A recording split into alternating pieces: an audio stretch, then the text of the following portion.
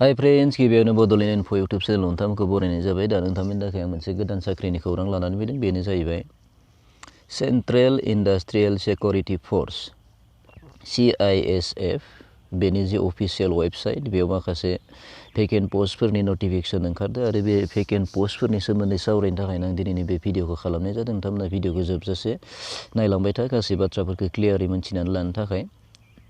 दा बेनि जे अनलाइन एप्लिकेसन डेट बेयो जोंना जागायबायानो नैयाव 29 जानुवारि 2022 निफ्राय जागायनानै बेयो मार्चनि 4 तारिखहालागै बेनि जे अनलाइन एप्लिकेसन अनलाइन खालामनो हानाय डेट बेयो सोलिगोन होननानै बुंदों आरो बेयाव माखासेनि केटेगरि वाइज पस्टफोरखौ राननानै होखादों। टटेल भेकेन्ट पस्टआ दङ 1149 1149टा भेकेन्ट पस्ट दङ आरो केटेगरि वाइज पस्टफोरखौ राननानै होखानाय जादों। नैयाव आं एसे स्टेट वाइज आरो केटेगरि वाइज पस्टफोरखौ राननानै होखानाय जादों। बेयाव नोंथांमोननो एसे खोन्थानानै होनि आङो नै इउ आर आनरिजार्भआव 489टा भेकेन्ट पस्ट दङ, EWSआव 113टा पस्ट दङ आरो SCआव 161टा भेकेन्ट पस्ट दङ आरो STआव गासै 137टा पस्ट दङ आरो OBCआव 249टा भेकेन्ट पस्ट दङ। टटेल 1149टा vacant पस्टफोर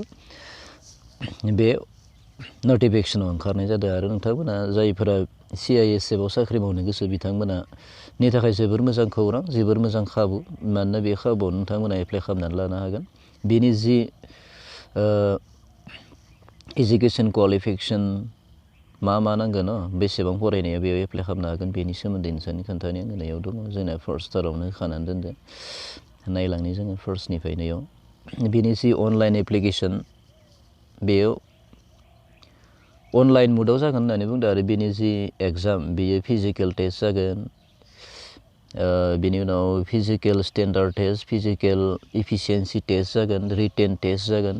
retina computer based test जागोन। बेनि उनाव डकुमेन्ट भेरिफिकेसन जागोन। बेनि उनाव मेडिकेल एग्जाम जागोन। बेनि उनाव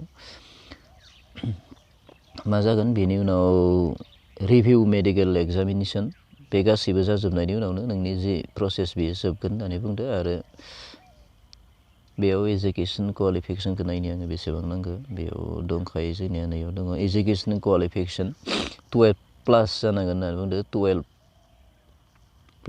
थारमाने हायार सेकेन्डारि पास जानाय जानांगोन होननानै बुंदो। अब्लानिया बे पस्टनि थाखाय एप्लाइ खालामनो हागोन। एज रिलेक्सेसना दङ 18 to 23 इयार्स, बेनि गेजेराव जाथारनांगोन होननानै बुंदों। नाथाय SC STनि थाखाय एज रिलेक्सेसन दङ 5 इयार्स आरो OBCनि थाखाय 3 इयार्स, एक्स सार्भिसमेननि थाखाय 3 इयार्स रिलेक्सेसन मोननो हागोन होननानै बुंदों। बेफोरबायदि बेनि उनाव फैगोन जोंनिया फिजिकेल स्टेन्डार्ड टेस्टआव अनलि मेल केन्डिडेट्सआसो बे एप्लाइ खालामनो हागोन दे, अनलि मेल केन्डिडेट्स। बेनि जि हाइट बेयो 165 जानांगोन होननानै बुंदों। चेस्टआ 78 निफ्राय 83 सेन्टिमिटार जानांगोन, एक्सपेन्डेड 5 सेन्टिमिटार खालामनो हानांगोन होननानै बुंदों। अब्लानिया बे पस्टनि थाखाय एलिजिबोल जागोन होननानै बुंदों। बेनि उनाव फैगोन मेडिकेल स्टेन्डार्ड थांबाय बेयो।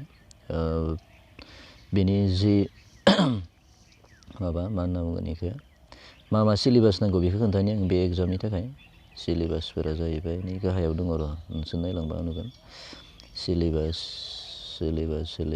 नैयाव दङ नै 100 मार्क्सनि एग्जाम जागोन। रिटेन एग्जामा 100नि गासै 4टा साबजेक्ट थागोन बेयाव। जेनेरेल इन्टेलिजेन्स एन्ड रिजनिंआव 25, जेनेरेल नलेज एन्ड एवारनेस 25, बेनि उनाव दङ इलिमेन्टारि मेथामेटिक्स 25, ओमफ्राय इंलिस नङाबा हिन्दी जायखिजाया मोनसे लानांगोन 25 मार्क्सनि। टटेल 120 मिनिट्स थागोन आरो कुइसना जागोन 100टा कुइसन, 100 मार्क्स जागोन आरो बेयाव।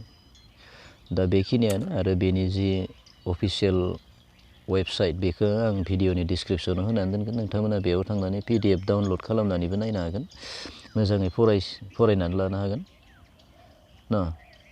दा होमबा भिडिअ बेखिनियावनो। आंनि भिडिअखौ नायनायनि थाखाय साबायखर थाबाय। थेंक्स।